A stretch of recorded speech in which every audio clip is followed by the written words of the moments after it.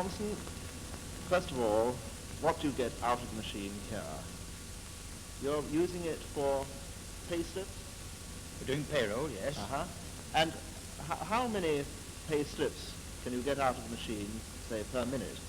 Well, we can do about 40 in a minute at the present moment. And that's one every 1.5 seconds.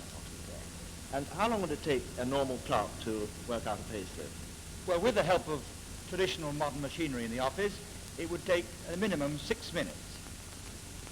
And how many valves are there in the calculator itself? About 5,000. You get a lot of trouble from them? Maintenance trouble? No.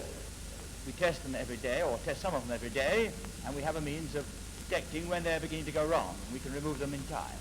And, well, what other jobs have you done with the machine? Working out the paths of shells, helping the meteorological people to see if they can forecast weather by numerical calculations, and working out the positions of atoms in crystals, all kinds of things. Well, it certainly is a brain to be envied. And thank you very much.